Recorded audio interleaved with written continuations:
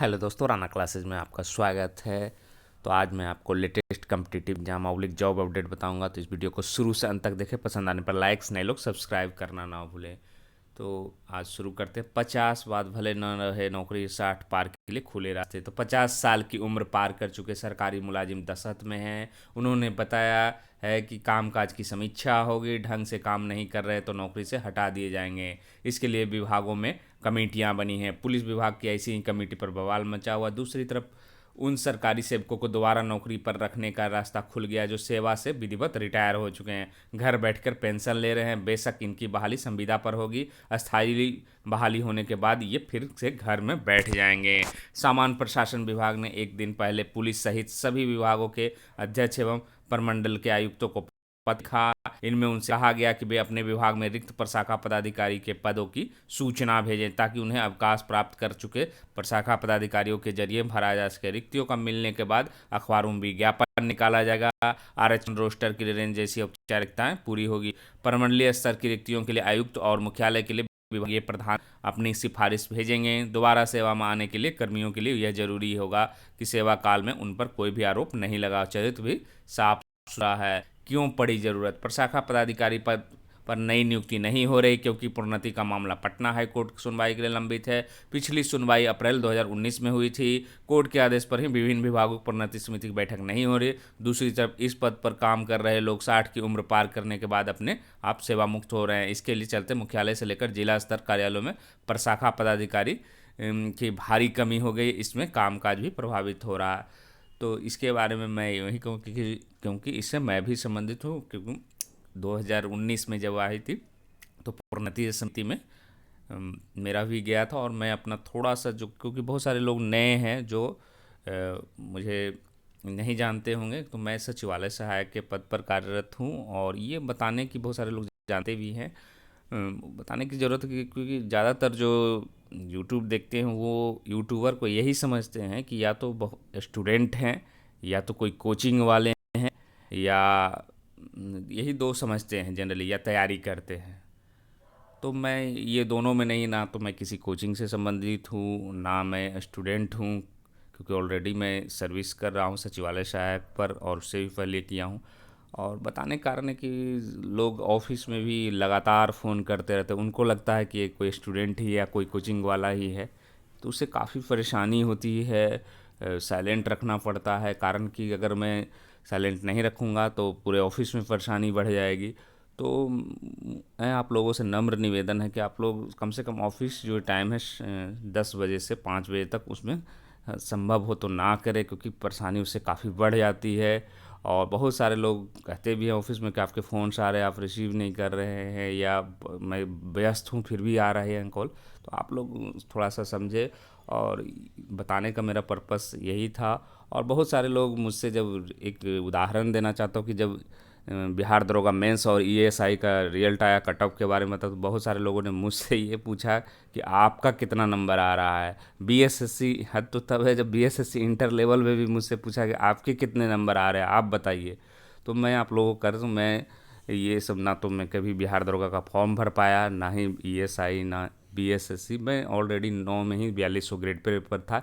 4600 या उससे ऊपर की वैकेंसी भरता था, उसमें सचिवालय सहायक थी, उसमें मैं आया।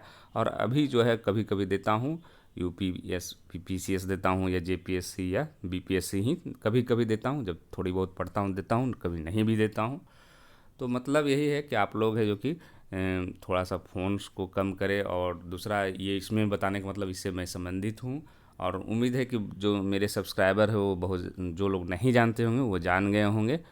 और क्योंकि यूट्यूबर को अगर देखें तो जो या तो बहुत आगे निकल गए, वो सर्विस करना नहीं चाहते हैं, क्योंकि सिलेक्शन होने के बाद भी, क्योंकि बहुत आगे उनकी पैसे भी बहुत ज़्यादा आते हैं, तो वो क्यों करेंगे नौकरी।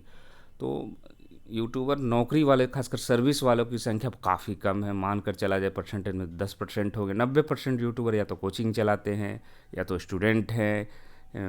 तो कृपया है जो कि आप लोग भी मेरी स्थिति को समझें। तो इसीलिए मैंने इसको आज बताया हूँ।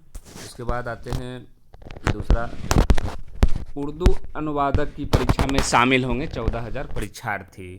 तो उर्दू अनुवादक की परीक्षा रविवार को पटना के 22 केंद्रों पर होगी। इसमें 14,000 परीक्षार्थी शामिल होंगे। परीक्षा 2 पालियों में आयोजित होगा, जिसमें पहली पाली 9:30 से 12:30 बजे और दूसरी 1:30 बजे से 4:30 बजे तक आयोजित होगी। परीक्षा का ई एडमिट कार्ड जो कि वेबसाइट पर अपलोड कर दिया गया, जिसे परीक्षार्थी डाउनलोड कर दिए देने जाएंगे। परीक्षा केंद्रों पर कोविड प्रोटोकॉल का पूरी तरह पालन किया जाएगा। इसके अंतर्गत एक सीट छोड़कर परीक्षार्थियों को बिठाया जाएगा।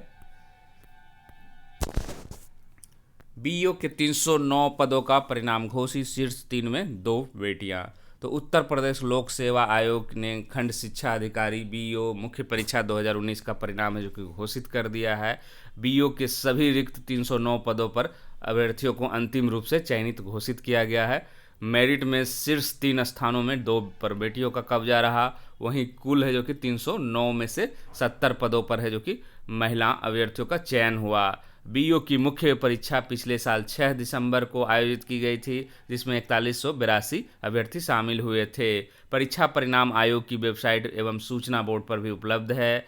मेरिट में प्रणव ने शीर्ष स्थान हासिल किया, जबकि प्रिया पांडे को दूसरा और कविता चौहान को तीसरा स्थान मिला। गौरव कुमार को शुक्ला और धीरज कुमार स्थाना क्रम से चौथे एवं 5वें स्थान पर। आयोग के सचिव जगदीश के अनुसार परीक्षा का परिणाम पूरी तरह से औपबंधिक है। सभी अभ्यर्थियों के मूल प्रमाण पत्र आदि के सत्यापन के बाद नियुक्ति की संस्तुति शासन को प्रेषित की जाएगी। सत्यापन के बारे में अलग से सूचना जारी की जाएगी। परिणाम में सम्मिलित उत्तर प्रदेश के बाहर की महिला अभ्यर्थियों का परिणाम उच्च न्यायालय में दाखिल अपील में पारित अंतिम निर्णय के अधीन होगा। परीक्षा के प्राप्तांक एवं श्रेणीवार कट ऑफ अंक की सूचना नियुक्ति की संस्तुति प्रेषित करने के बाद आयोग की वेबसाइट पर प्रदर्शित की जाएगी। इस बारे में सूचना का अधिकार 2005 के तहत प्रार्थना प्रेषित न किए जाएं। तो ये जो है आपको 309 बीईओ पद का परिणाम है जो कि घोषित कर दिया गया। अब डॉक्यूमेंट वेरिफिकेशन है जो कि होगा। राजधानी के 39 केंद्रों पर सीटेट की परीक्षा, तो आज है जो कि सीटेट की परीक्षा बिहार में भी है, झारखंड में, अन्य राज्यों में भी है। 7 बजे से मिलेगा प्रवेश। 9:30 बजे जो परीक्षा होगी 7 बजे से ही प्रवेश मिलेगा। परीक्षार्थियों के लिए मुख्य निर्देश क्या क्या है? परीक्षार्थी बोतल में सैनिटाइजर रखना है, मास्क और हाथ में दस्ताने पहनने होंगे। अभ्यर्थियों को अपना एडमिट कार्ड समेत कोई भी पहचान पत्र जैसे आधार कार्ड या ड्राइविंग लाइसेंस रखना है। उम्मीदवारों को सार्वजनिक क्षेत्रों पर थूकने से बचने के लिए कहा गया। यदि आप एप्लीकेशन नंबर भूल गए हैं तो आप इमेज करेक्शन भी कर सकते हैं। थर्मल स्कैनिंग की व्यवस्था होगी। दोनों पालियों में होगी 150 अंकों के सवाल। तो सीटेट परीक्षा में 2 लेवल के परीक्षा आयोजित की जाती है। पहला पेपर प्राइमरी स्टेज और दूसरा पेपर एलिमेंट्री स्टेज के लिए होता है। दोनों पेपर में 150 सवाल पूछे जाएंगे।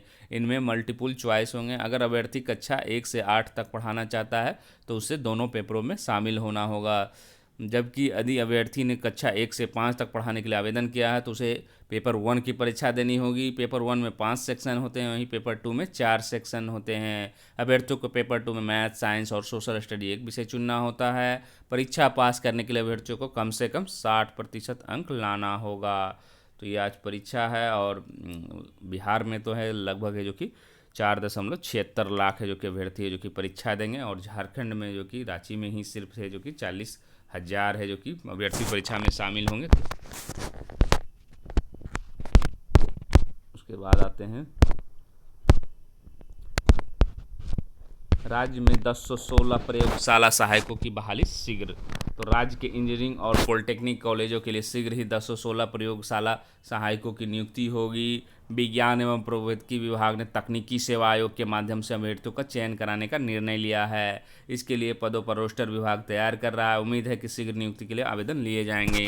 प्रयोगशाला सहायकों का चयन लिखित परीक्षा के आधार पर कराए जाने का विचार चल रहा है। गौरतलब हो कि इंजीनियरिंग और पॉलिटेक्निक कॉलेजों में बड़ी संख्या में गैर शैक्षणिक पदों पर नियुक्ति कराने का निर्णय लिया गया। इसमें प्रयोगशाला समेत कुछ तकनीकी पदों पर तकनीकी सेवा आयोग के माध्यम से नियुक्ति कराई। वहीं अन्य पदों पर राज्य कर्मचारी चयन आयोग को अधियाचना भेजी जाएगी। प्रयोगशाला सहायकों के अलावा अन्य विभिन्न के 2800 पदों पर भी नियुक्ति। इन पदों में नियुक्ति प्रक्रिया क्या हो इस पर मंथन चल रहा है। शीघ्र ही इस मामले में कैबिनेट की स्वीकृति को लेकर आगे की कार्रवाई की। इनमें प्रधान लिपिक सह लेखापाल के 55, उच्च वर्गीय लेखा लिपिक के 85, निम्न वर्गीय लिपिक के 376, कर्म प्रमुख मैकेनिकल और इलेक्ट्रिकल के हैं।